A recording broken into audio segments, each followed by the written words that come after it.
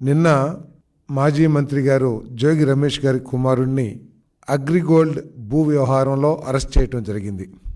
ఆ విషయంలో సబ్జెక్ట్ మీద స్పందించుకోకుండా, జరిగిన తప్పొప్పుల మీద స్పందించుకోకుండా ఇదేదో రాజకీయ కక్షతో చేస్తున్నారు, ఆ రోజు చంద్రబాబు నాయుడు గారి ఇంటి మీద దాడికి వెళ్ళినందుకు చేస్తున్నారు అని వక్రీకరించడానికి, ప్రజల దృష్టిని మరల్చడానికి ప్రయత్నం చేయటం శోచనీయం అని చెప్పేసి మనం చేస్తా ఉన్నాను. ఒకవేళ పొలిటికల్ విక్టిమైజేషన్ లేతే కక్ష సాధింపు ధోరణి ఉన్నట్లయితే వాళ్ళు బయటకు వచ్చి ఈ విధంగా మాట్లాడే అవకాశం కూడా ఉండేది కాదని చెప్పేసి మనం చేస్తా ఉన్నాను. నేను ఆయన ఒప్పుకున్నట్టు, జోగి రమేష్ గారు ఒప్పుకున్నట్లు చంద్రబాబు నాయుడు గారి ఇంటి మీద చేసిన దాడికి సంబంధించి చట్టం తన పని తాను చేసుకుంటూ పోతుంది.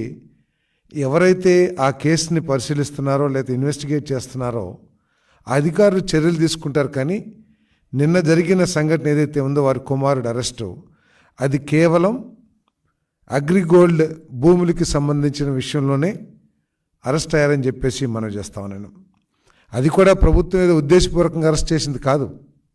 అగ్రిగోల్డ్ సంస్థ తమ భూములు అన్యాక్రాంతం అవుతున్నాయి, తమ భూముల్ని తప్పుడు ధృవీకరణ పత్రాలతో లేకపోతే తప్పుడు డాక్యుమెంట్స్తో ఆక్రమించుకుంటున్నారని చెప్పేసి కేసు ఇచ్చిన సందర్భంలో ఈ అరెస్టులు జరిగినాయి అని చెప్పేసి మనం చేస్తాను.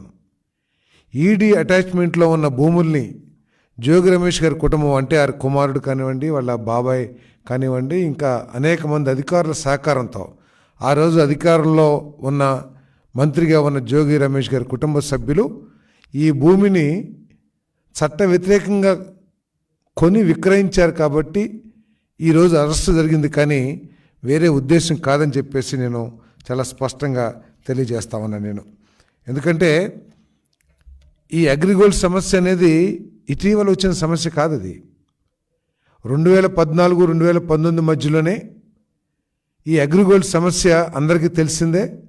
చాలామంది డిపాజిట్లు కోల్పోయారు, వారి ఆస్తుల్ని మరి అన్యాక్రాంతం కాకుండా ఆస్తుల ద్వారా ఎవరైతే పెట్టుబడి పెట్టారో ఆ కంపెనీలో వారికి న్యాయం చేయాలనే ఆలోచనతో మరి 2000 జీవో నెంబర్ 117/14/8/2018, జీవో నెంబర్ 133 17/10/2019 స్పష్టంగా ఆదేశాలు ఇచ్చారు.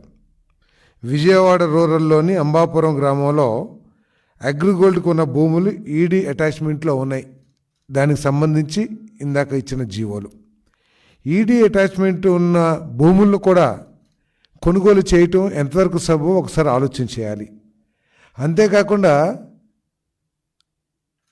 కొన్న జోగి రమేష్ గారి కుటుంబ సభ్యులే స్వీయ ధృవీకరణతో సెల్ఫ్ అసెస్మెంట్, అంటే సెల్ఫ్ కరెక్షన్, ఒక సర్వే నెంబర్ నుంచి 88 సర్వే నెంబర్ నుంచి 87 సర్వే నెంబర్కి ఏ విధంగా మార్చారో కూడా సమాధానం చెప్పాల్సిన అవసరం ఉంటుంది.